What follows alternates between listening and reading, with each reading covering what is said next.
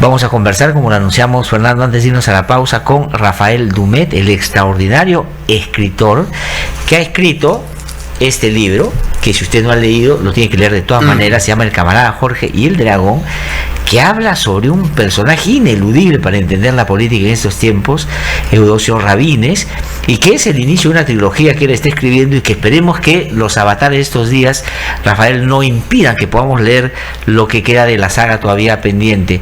Un fuerte abrazo a la distancia. Rafael, ¿cómo estás? Qué gusto saludarte.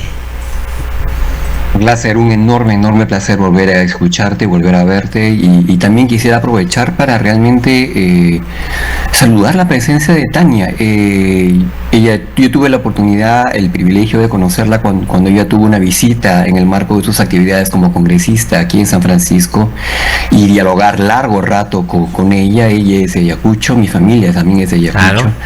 Tuve el privilegio también de presentarle, justamente de recorrer mi barrio, que tiene la mayor concentración de murales en todo el mundo, y justamente ver compartir con ella muchas cosas. Y nada, simplemente quisiera aprovechar la oportunidad para felicitarla por ese nombramiento completamente merecido.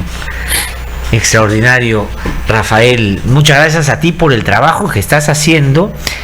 Y bueno, por lo que está pasando también. Has dicho tú, ayer ha publicado El País una entrevista que te hace, muy buena por supuesto, y quisiéramos, para que tenga una referencia mucho más puntual, a la luz de, como se dice, del tiempo ya transcurrido, ¿cuál es tu evaluación de lo que realmente ha pasado con esta no solo mezquindad, sino clara vocación por acabar con las voces disidentes, o por lo menos, digamos, achicarlas, al no entregarte lo que merecidamente había ganado tu novela El camarada Jorge y el dragón, que, como digo y reitero, hay que leer de todas maneras, después de leer, por supuesto, El espía del Inca?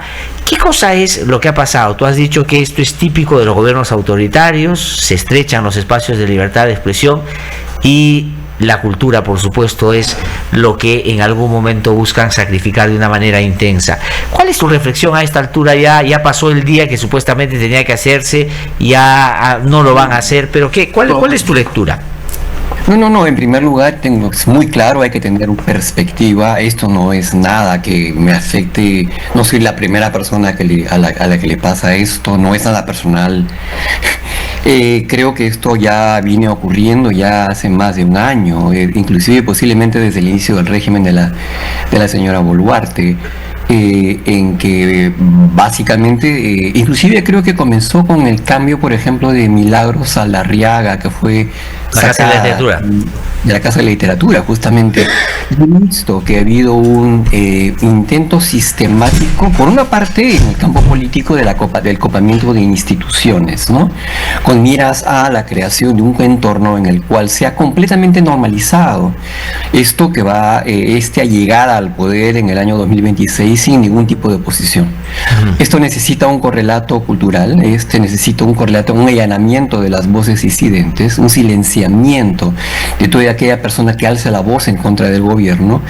Pero yo lo prefiero, justamente, y prefiero verlo como una estrategia destinada a atacar a los 5 sentidos del ciudadano, crear una especie de fenómeno de ilusionismo. No quieren que tú escuches, no quieren que tú veas, no quieren que tú hables, no quieren que tú leas, no quieren que tú recuerdes.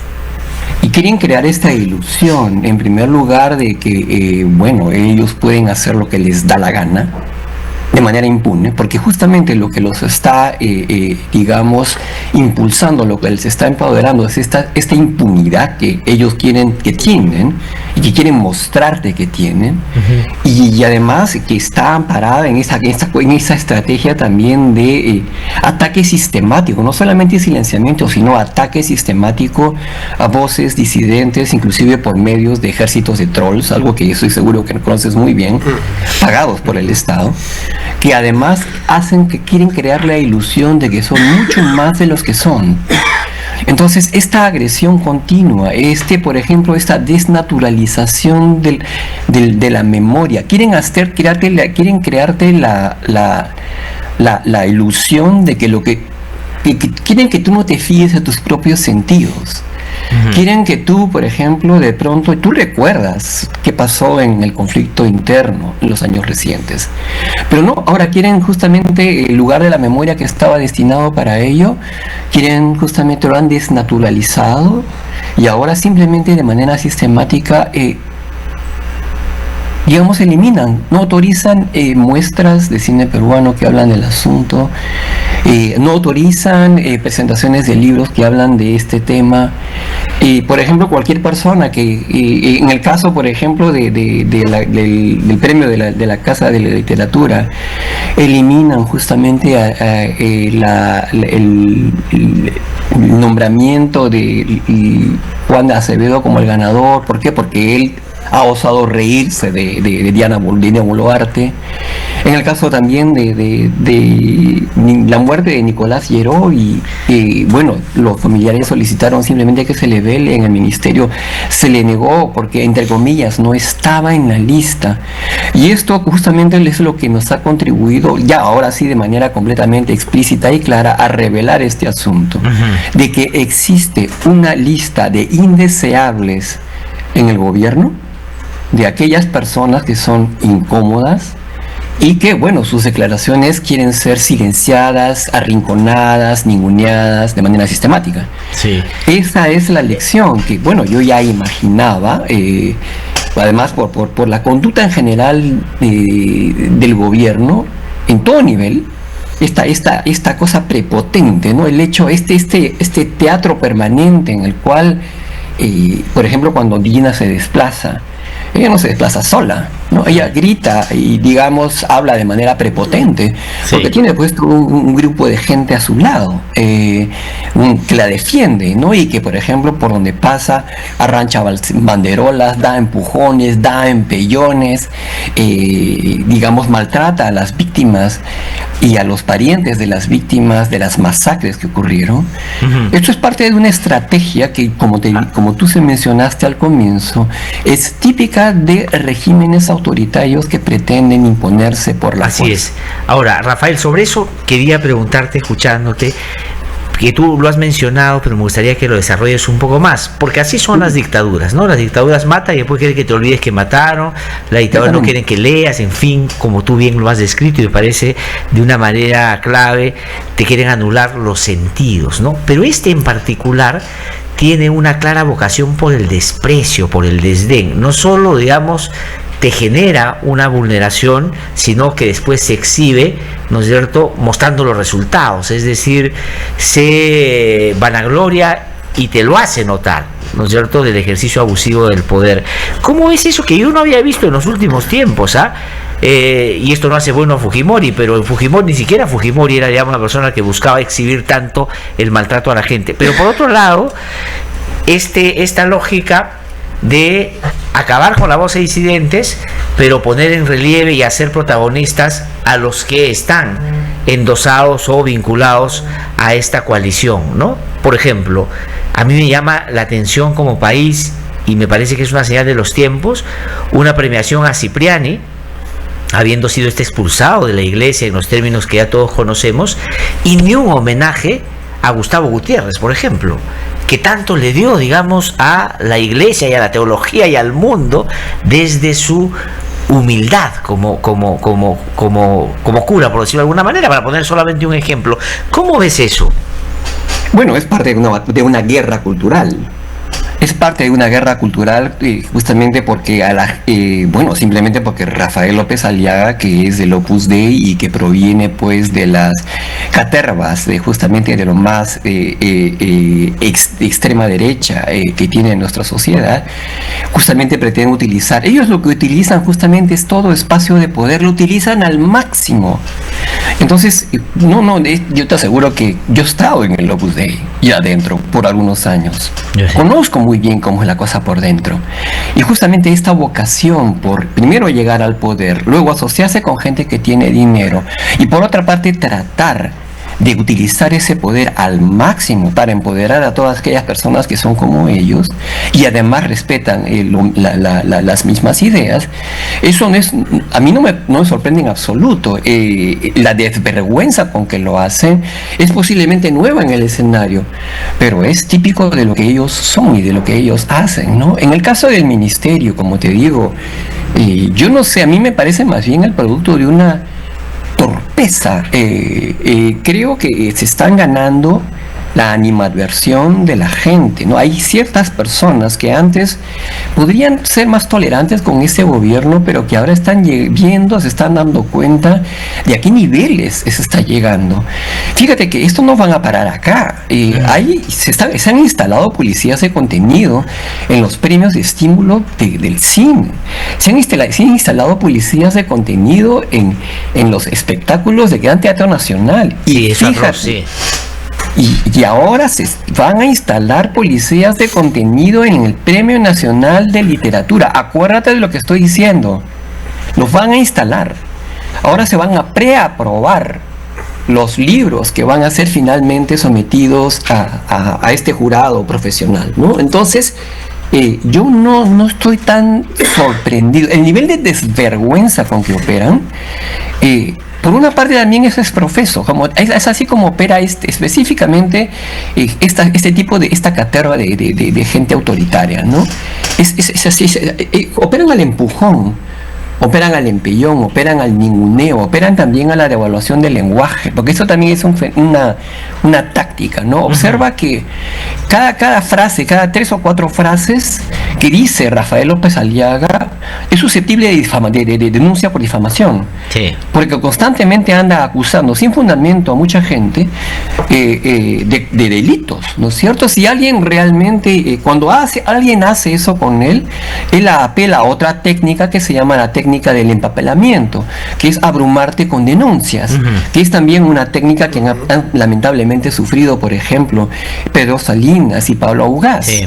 Es la técnica del empapelamiento. Toda aquella persona que te realiza una denuncia, le llueve pues justamente esta multitud de denuncias, una tras otra, para que lo pienses bien antes de atreverte a cuestionarse su poder. Ahora, pero ¿cuándo se va a acabar eso, Rafael? O sea, digamos, ¿y cómo se hace para acabar?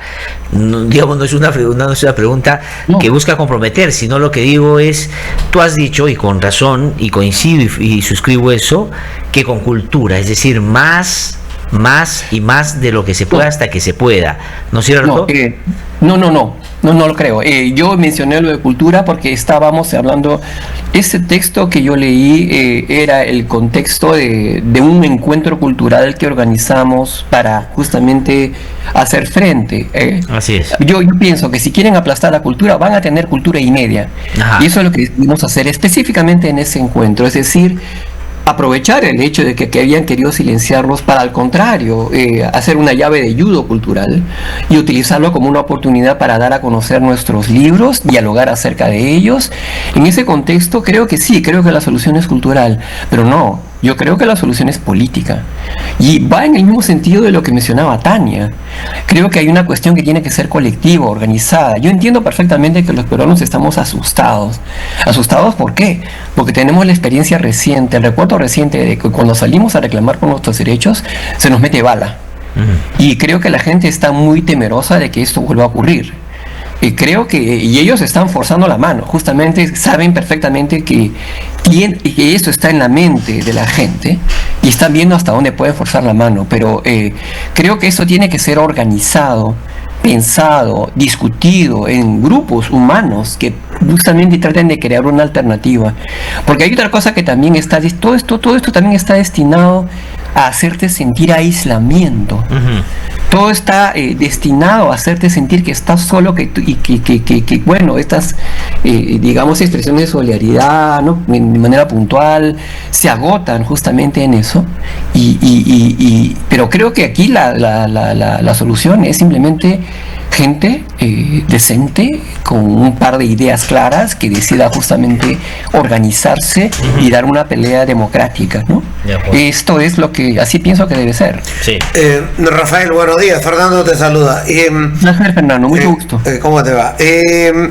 Pero eso también tiene parte de una política mundial que está siendo tocada la peruana, digámoslo así, ¿no? Manejada la peruana. Para ciertos sectores les ha sido muy difícil, imposible creo yo, cambiar el tema de la memoria, producto de lo que aconteció en la época del terrorismo, el conflicto armado, el tema de el fujimorismo, las acciones que llevaron adelante, hasta llegar a esta etapa en la cual se refuerzan, se recargan y vuelven a atacar, por un tema de necesidad, por el lado del gobierno de las muertes, por el lado del Congreso, por no perder el poder y controlar a los sectores que tienen una opinión coherente, una opinión clara de lo que está sucediendo en el país.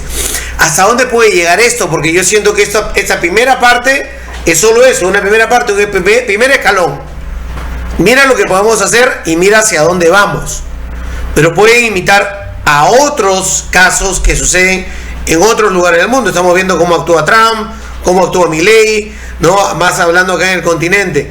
¿A qué pasos vamos a entrar más? Que tú le mencionaste a Glatzer, el tema de los bots, el tema de X y todo lo demás que se pueda dar dentro de esta política que el gobierno quiere tener en estos estamentos de la cultura, el arte en nuestro país.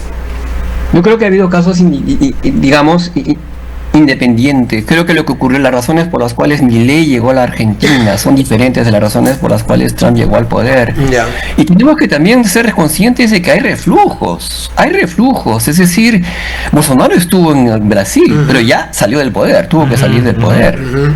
En Chile, bueno, hubo el riesgo de que llegara a casa al poder, pero está Boric.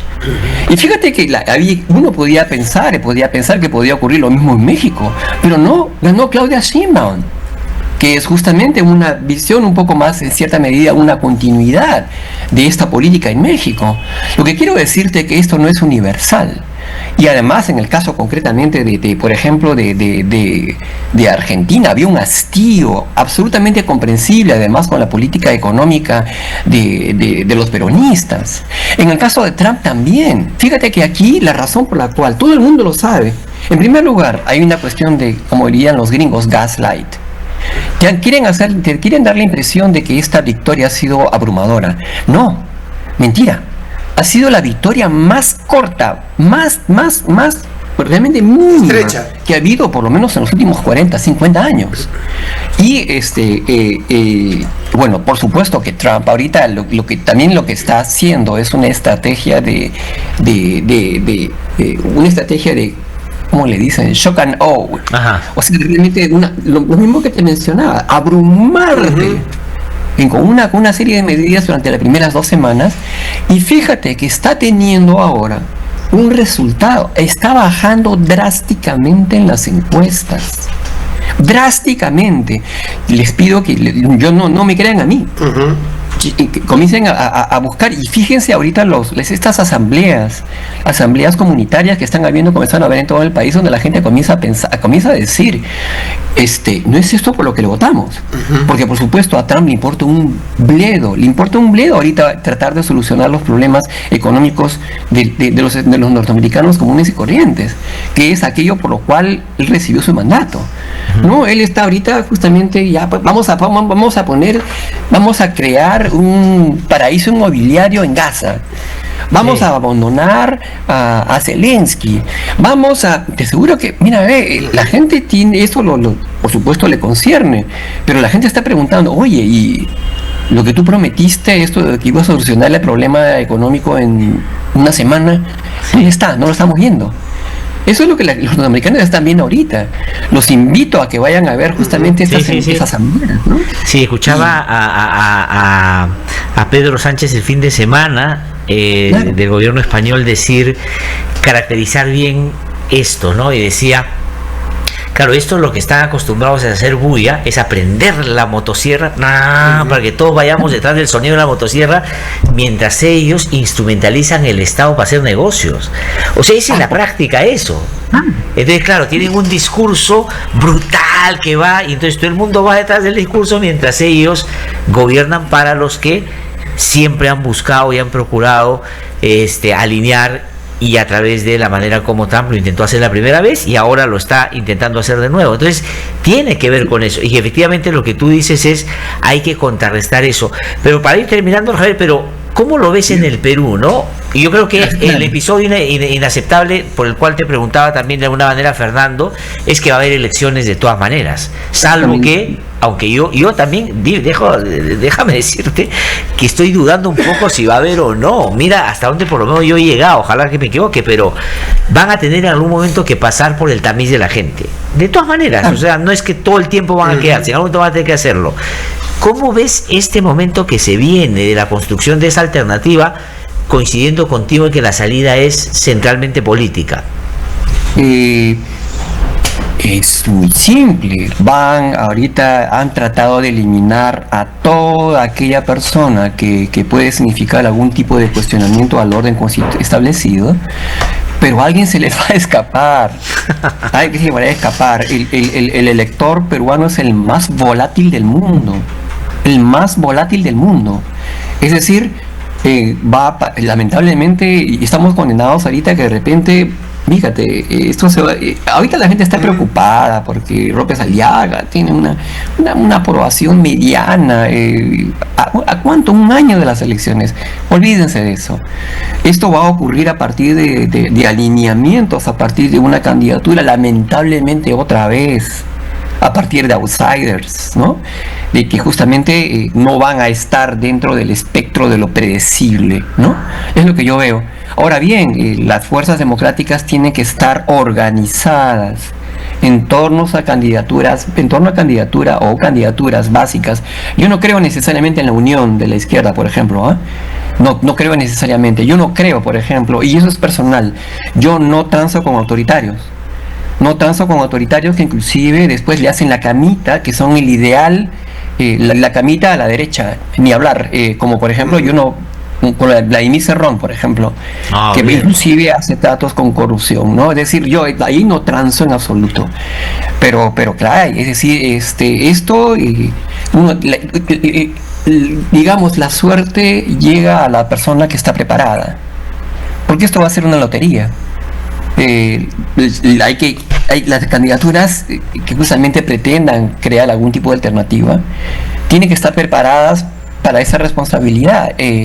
Creo que estoy de acuerdo contigo, es decir, están tratando de controlar todos aquellos factores que puedan ser adversos en esta contienda electoral del 2026. Pero Rafael, ¿no sientes que están sueltos en Pampa porque esas fuerzas democráticas a las cuales tú te refieres ni siquiera se juntan, hablan, llegan a acuerdos o pueden hacer una propuesta decente para el electorado de nuestro país?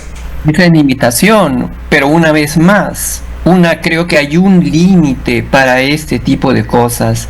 Yo creo que una izquierda tiene que tener muy claro, pero eso soy yo, acá fíjate, cada uno tiene sus preferencias, pero para mí es muy claro que cualquier alianza con gente totalitaria va a pasarte una factura enorme, porque son esta gente autoritaria la que justamente se ha trepado y ha hecho sus alianzas con los fujimoristas, han hecho sus alianzas con López Aliaga, se entienden muy bien. Inclusive hacen sus negociados, ellos desmontan el SUNEDU sin ningún problema. Esta gente, yo creo que tiene que ser muy claro que no puede haber ningún tipo de conversación posible en aras de la unidad. Creo que sí hay otro tipo de gente con las cuales Tania misma es parte de esto. Sí.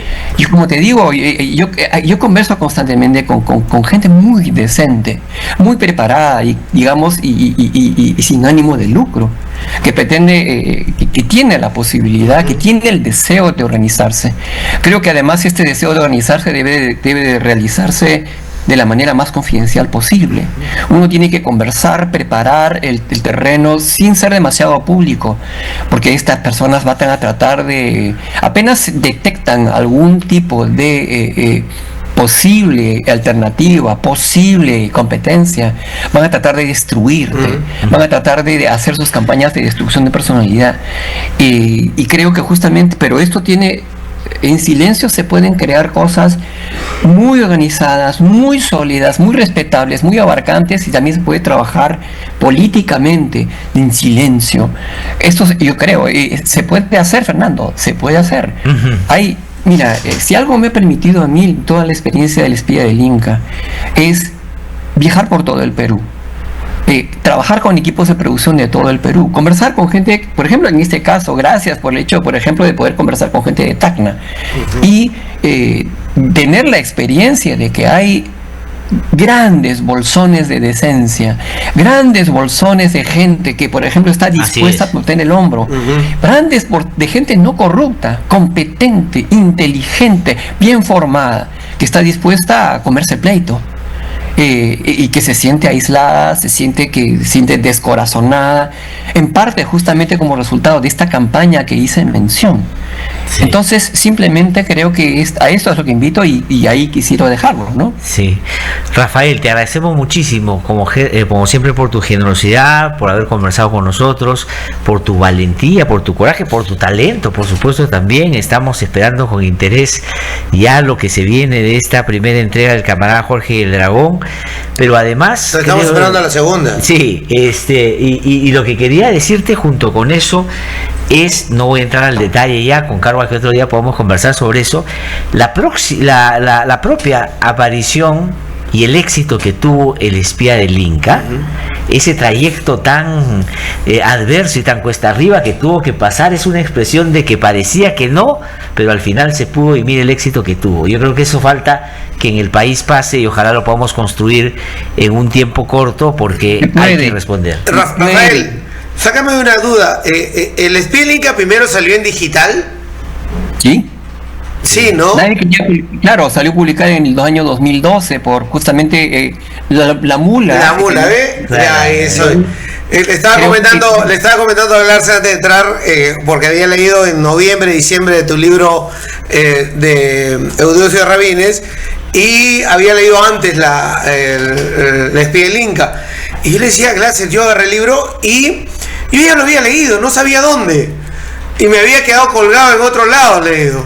Y le digo, después con el tiempo recordé, la mula había publicado algunos capítulos y me acordaba el Inca jugando ajedrez, el inicio, y después ya salió tremenda novela que uno se la termina devorando con tantos personajes, que es impresionante en realidad.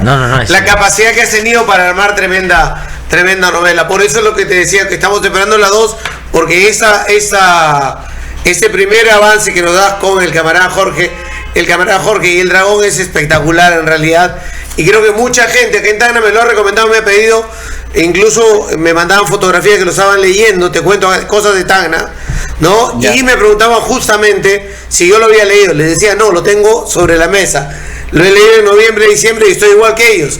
¿Cuándo sale el segundo? Bueno, la pregunta es que cuando haya una recreación digna de ese nombre de José Carlos Mariátegui y Aya de la Torre, que básicamente ese es el periodo que estoy trabajando ahora. Y creo que, por ejemplo, ahí no se puede bromear, tú no puedes bromear. El año pasado mi objetivo era encontrar la voz de Mariátegui, ya la encontré, eso puedo decir. Y nada, simplemente ahora es seguir adelante, pero ya me siento más tranquilo, digamos, porque el proceso de encontrar la voz de los personajes para mí por lo menos es el más difícil de todos, ¿no? Sí. Y te agradecemos mucho por eso, Rafael, que te vaya de lo mejor. Gracias por haber estado con nosotros. Un abrazo y el cariño de siempre. Un fuerte abrazo, que te vaya muy bien. Y nada, simplemente un placer, un fuerte abrazo para todos ustedes. Y una vez más, el descorazonamiento aquí no, es parte de la estrategia que ellos tienen. Y es justamente, creo que existen días. Yo soy un estúpido realmente. Soy un estúpido en haber creído en el elector peruano. Soy estúpido en haber creído en la decencia esencial del peruano promedio. Y nada, esta estupidez mía me permite ser relativamente optimista, porque en medio de todas estas zancadillas que nos están metiendo, yo veo una solución democrática. Eso es todo. Un fuerte abrazo, Rafael. Gracias. Que te vea lo mejor. Muchísimas gracias, como siempre. Cuídate mucho.